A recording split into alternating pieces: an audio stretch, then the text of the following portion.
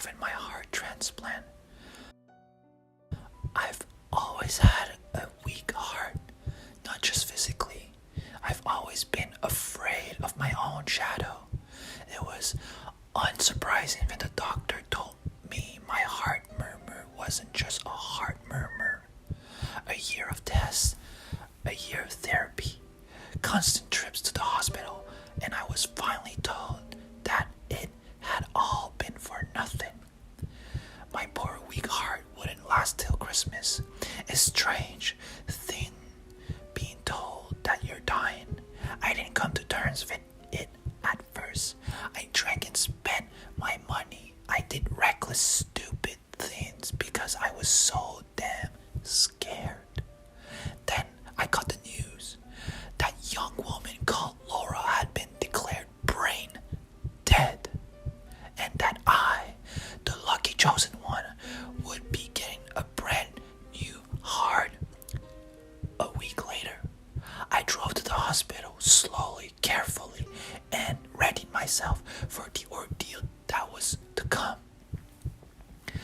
As I was laying in bed on the last night, the thought of Laura swirled around in my head, and it wouldn't leave me alone. It was like her name was in flashing lights every time I closed my eyes. It was wrong, I know it was, but I had to see the woman who was giving her heart. It didn't feel right not to put a face to the one who was saving my life. I knew her name. I knew what ward she was staying on. I had overheard the two nurses discussing it. I wandered down meandering hallways until I found what I was looking for. Taking my time, making sure I didn't miss any name. I guess I had time on my hands now. In the second to last room, she lay in bed. A woman sat on the bed next to her, holding her hand, and my own weak heart stuttered. Excuse me. I had no idea what to say to her. I'm Jenna. I'm the person. I'm having surgery tomorrow. And what I assumed was Laura's mother stood up, and I could tell her from the look in her eye that she knew who I was. Thank you for visiting. I know it's strange, but a part of her is going to be living on in you. I wanted to meet you. I stood there helpless and lost for words. Laura's mother beckoned me over. Please, she said, don't feel uncomfortable. It's what she would have wanted. I sat on the chair next to Laura. How did she? I broke off. It was too awful to ask. Laura's mother gave me a thin smile. She was a care worker, looked after battered wives, abused women. Last month she met a guy and, well, I suppose years of training can't help you when you're in love. She ignored the warning signs, and he killed her. She dedicated her life to those who needed her. Laura's mother looked down. I don't know why I did it, but I reached over and held Laura's hand. I squeezed it. I'm so sorry. I had a boyfriend once. He was like that too. Someone like Laura convinced me to leave. Laura's mother gave me another half smile. I could see the tears in her eyes. Then Laura squeezed my hand tightly. She gripped me so hard that her fingernails dug into my skin. I recoiled, a look of horror on my face. Laura's mother looked at me calmly. She squeezes my hand sometime as well. I think the doctor called it muscle spasm. Either way, there's none of Laura's left in there anymore. I look at the small crescent moon that had just started to bleed on the palm of my hand. The surgery went perfectly. I was wheeled to the recovery suite after it was over and done with. The raised wound on my chest covered by gauze. It was better if I didn't see it. I thought I didn't need any more heart issues. I spent the first day doped up on the pain medication, eating only a little and sitting up maybe 2 times. It was a long process, they reassured me. Laura's mother came to visit me the day before I was due to leave. Her calm demeanor hadn't wavered. I could see that she was suffering. She looked 10 years older and her hand shook when she gave me a hug. "When are you going home?" "Tomorrow," I told her. "Please come visit whenever you want." I started to jot down my address for her. When out the corner of my eye, a flash of blonde disappeared through the doorway, the same brilliant blonde as Laura's hair. "Oh!" I cried out suddenly. It felt like someone had sharply squeezed my hand so hard it had almost crushed the bones. Laura's mother rushed to my side. I looked of concern in her eyes. "What's wrong? Is it your heart?" She stumbled over the last words, coming to terms with what she had said. I tried to reassure her and said I'd let the doctor know, and she left with a look of worry on her face. When I looked down, a new set of crescent finger marks were below the ones that Laura had made. 10 identical bleeding smile. The taxi ride home was short, and before I knew it, I was back in my own flat. It felt strange to try and slot back into where I had left off. My life had been almost over the last time I had been here.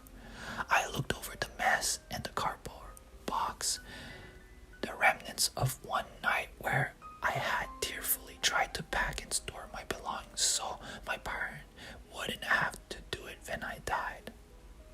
Laura's heart beat so strongly it felt like it would come out of my chest. It did this all the time. I realized this was what a healthy heart must feel like, so why couldn't I shake my feeling of uneasy? That night I had a dream. Laura was in her hospital bed, but her mother was gone. I could hear Laura's heart beating in my eardrum so loudly it was painful. I tried to cover them, but my hands were pinned to my sides. Some unexplained force was moving me towards the motionless figure of Laura on the bed. Her lips were blue and the window had come open, wiping her blonde hair around her face. I was almost on top of her when her eyes flew open. They were milky white, the eyes of someone dead. "Get out!" She raps, her voice guttural. I could hear the heartbeat faster and faster drumming until I thought I couldn't take it anymore. Then I woke up. The sound had been real. Laura's heart was so loud it felt like it would rupture my eardrum, and I screamed in agony, trying to cover my ears. It was useless. It was coming from some deep place inside of me. I could feel it reverberating around the hollows of my chest. I stumbled out of bed, grasping for air, and tried to find my phone. I needed to call someone, anyone, an ambulance or my mom, anyone that would pick up. "Get out." It was faint whisper over the hammering thumb of Laura's heart.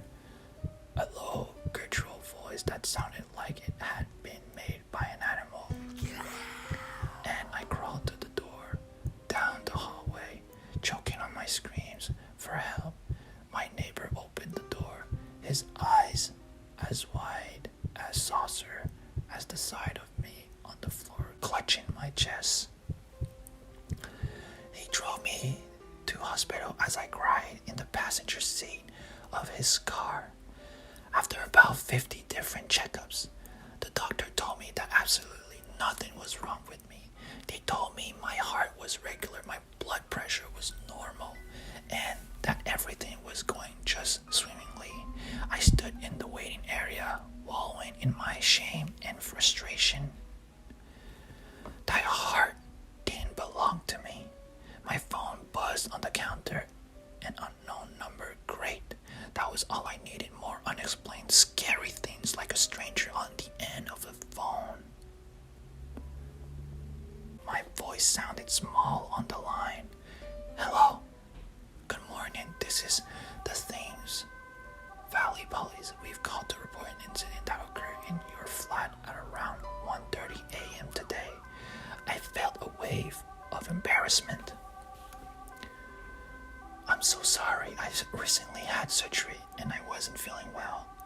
I had to have my neighbor drive me to the hospital, and I think I panicked a little in the hallway before I left. There was a small silence on the other end of the phone. I'm afraid this is something you might want to be sitting down for. I felt Laura's heart beat strong and calm. There was an incident of forced entry by Mr. Samuel Matthew according to our police records. He's your ex-partner, and you filed a restraining order against him in September 2017. My blood ran cold. I did. He's in police custody. We found an automatic weapon on him, and we believe he had the intent to harm you. We have an officer currently stationed at your flat who can fill you in depending on how long your hospital stay will be. I thank him and hung up the phone. For a moment, I leaned against the wall, the horror slowly spraying over me. If I had been in my flat 10 minutes later, he would have found me. Laura's heartbeats filled my ears again, but now they were gentle, calming. Her mother said she'd dedicate every part of her to helping those who needed it. I put both my hands on my chest, overwhelmed by my